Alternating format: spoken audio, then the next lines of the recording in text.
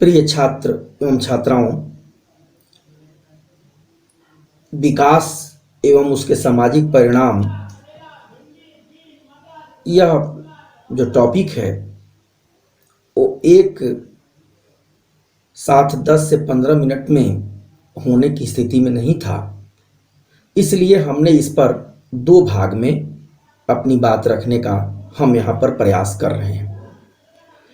पहले भाग में हम लोगों ने विकास और विकास के लिए निश्चित करने वाले तत्वों को तक हम लोगों ने बात कर लिया था।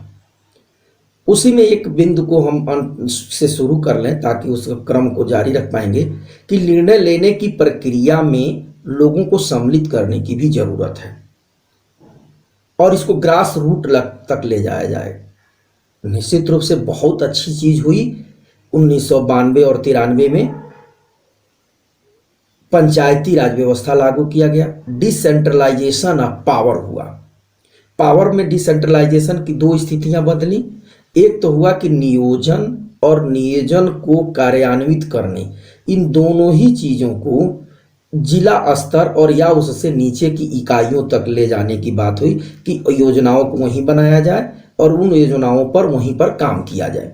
तो जब ये चीज होगी तो जब धीरे धीरे स्वशासन की बात होगी, गांवों को ज़्यादा मजबूत किया जाएगा, गांव पर ही कि गांव की क्या आवश्यकताएं हैं, वहाँ पर शौचालय की व्यवस्था हो, प्राथमिक स्वास्थ्य केंद्र बने, नाली बने, सड़कें बने, इन सब चीज़ों के वहाँ की पंचायत यदि ज़्यादा अच्छे तरीके से समझेगी और उस पर निर्णय लेगी तो उस पर काम करना बहुत आसान होगा।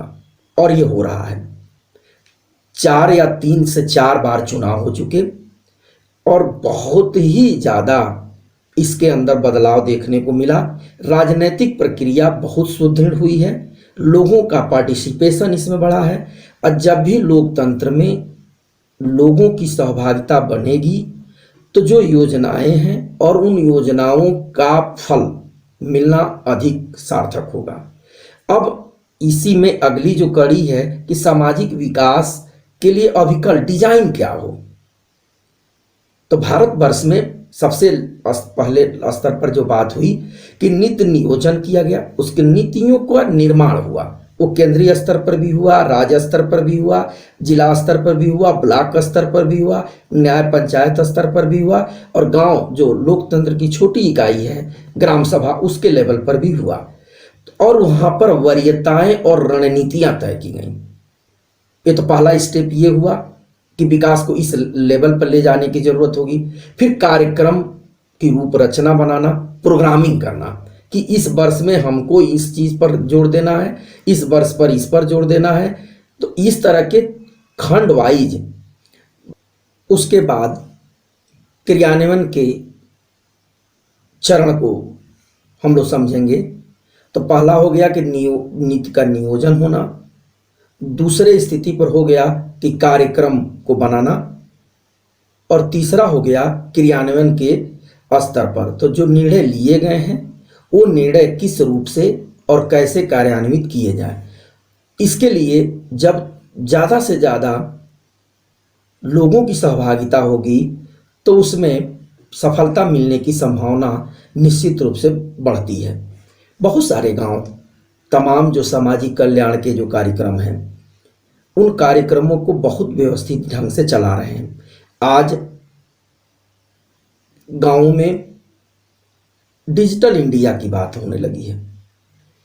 तमाम ऐसे काम हुए हैं जो डिजिटल प्लेटफॉर्म पर आने के नाते वहां पर योजना के द्वारा धन का कैसे वितरण किया जाए, आर्थिक सहायता कैसे की जाए, सामाजिक सुरक्षा के जो कार्यक्रम हैं,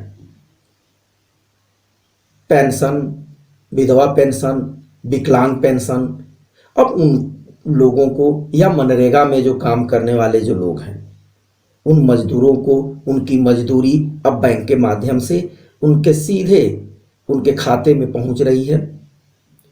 तो यह चीज जो क्रियान्वयन के स्तर पर हुआ है, इसके चलते निश्चित रूप से विकास में और विकास की दिशा में बदलाव हुआ है। इसका व्यापक प्रभाव भारत पर पड़ा है। संगठन,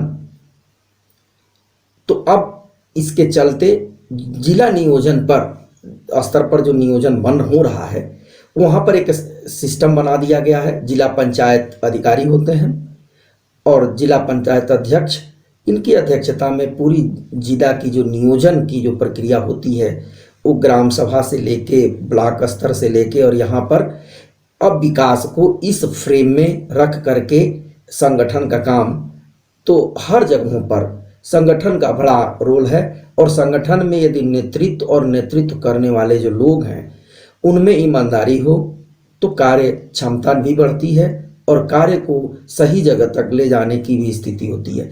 अगला है मूल्यांकन का लेवल।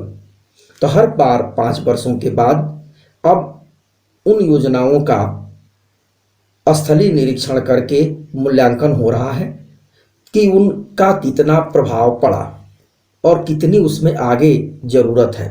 आज काफ़ी 2 दशकों से मनरेगा चल रही है और आगे भी उसको जारी रखा गया। इस बार देख, मनरेगा के ही माध्यम से, चूँकि सबकी खाता बैंकों में ऑनलाइन व्यवस्था उसके तहत व्यवस्थित हो चुकी है, तो इस बार इस घटना में घड़ी में वहाँ तक पैसे पहुँचाना बड़ा आसान हो गया। तो ये सब चीज़ें मूल्यांकन के ही आधार पर हो रहा है। तो तमाम जो सामाजिक कल्याण कार्यक्रम हैं, उन कार्यक्रमों का व्यापक प्रभाव भारतीय समाज और संस्कृति के ऊपर पड़ रहा है और परंपरागत रूप से जो है अपना भारतीय समाज, उसमें बदलाव हो रहा है। अब इसके अंतिम चरण में कि इसके परिणाम को किन किन इंडिकेटरों के माध्यम से देखा जा सकता है विकास के, तो पहला है कि जीवन स्तर में परिवर्तन। ये एक इंडिकेटर होगा, ये एक सब हेडिंग होगी। इसके तहत देखा जाए तो व्यक्ति के स्तर पर, परिवार के स्तर पर, समुदाय के स्तर पर जीवन स्तर में बदलाव आया है। गरीबी रेखा से ऊपर जीवन यापन करने वाले लोगों की संख्या बढ़ी है। आर्थिक गतिविधियों का क्षेत्र भी बढ़ा है। प्राथमिक क्षेत्र में, द्वितीयक क्षेत्र में, तृतीयक क्षेत्र में सहभागिता बढ़ी है। गरीबी उन्मूलन के कार्यक्रमों को बहुत व्यापक रूप से लागू किया जा रहा है। उसके चलते रोजगार सृजन भी हो रहा है। चूँकि 135 करोड़ की आबादी में गरीबी उन्मूलन कार्यक्रम के बिना हम सामाजिक विकास या विकास के किसी भी मापदंड को पूरा नहीं कर पाएंगे।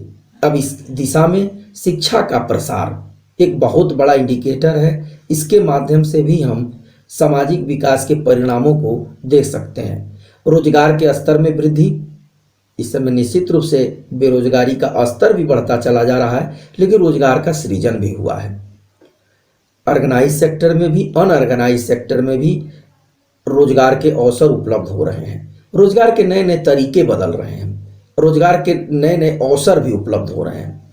जीवन में विभिन्न तरह की कठिनाइयां हैं, उन कठिनाइयों को दूर करने के लिए सामाजिक सुरक्षा कानूनों की जरूरत है और सुरक्षा कानूनों के साथ साथ सुरक्षा के उपाय, तो सोशल सर्विसिंग और हेल्थ पर भी बहुत ज़्यादा जोर इस समय दिया जा रहा है।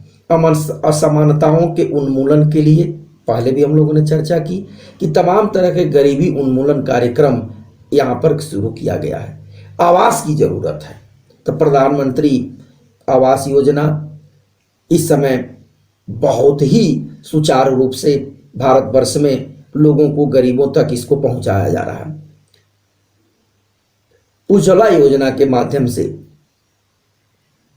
निःशुल्क 50 करोड़ से ऊपर परिवार के जो गरीब परिवार हैं उनको उपलब्ध कराया गया है।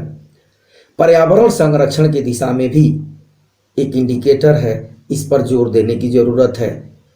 तो जितने भी कार्यक्रम बने, इन्हीं इंडिकेटरों के तहत हम विकास और विकास के परिणामों को देख सकते हैं। 1950 से लेके और इस समय तक भारत में जो विकास के लिए जो आदर्श वाक्य रहा है वो रहा जनतांत्रिक समूहवाद, डेमोक्रेटिक कलेक्टिविज्म। इस पर अभी भी अपना देश कायम है, लेकिन इसमें दो चीज़ों को अवसर और दिया गया कि समाजवादी आधार पर कार्यक्रम भी चले और पूंजीवादी जो विचार है, सोच है, निजीकरण का जो सोच है, निजी सहभागिता को भी इसमें सम्मिलित किया जाए, तो इस पर भी जोर दिया गया है। तो ये इतनी बात इन दो कक्षाओं में हम लोगों ने विकास और विकास के सामाजिक परिणाम को समझने का प्रयास किया। इसी के साथ साथ हम कुछ नोट्स, कुछ बिंदु भी आपके लिए उपलब्ध किए हैं, बनाया हुआ है, वो भी इस गूगल क्लासरूम प्लेटफॉर्म पर आगे अपलोड कर दिया जाएगा। तो यह एक समग्र रूप से पहली यूनिट पर हम लोगों ने दो भागों में बात किया है। हमें उम्मीद है कि इस कक्षा के माध्यम से इस अवधारणा को समझने में सहायता मिली होगी, हम लोग समझ पाए होंगे। आप लोगों का फीडबैक इस क्लासरूम ऐप पर हम आप सब जुड़े हैं, अपनी क्वेरी को इस पर आप डालिएगा, उसका भी निराकरण हम लोग अगली कक्षाओं में करने का प्रयास करेंगे। बहुत बहुत धन्यवाद, ढेर सारी शुभकामनाएं। आप सभी के स्वास्थ्य की मंगलमय कामनाओं के साथ आज की कक्षा हम यहीं समाप्त करते हैं। धन्यवाद।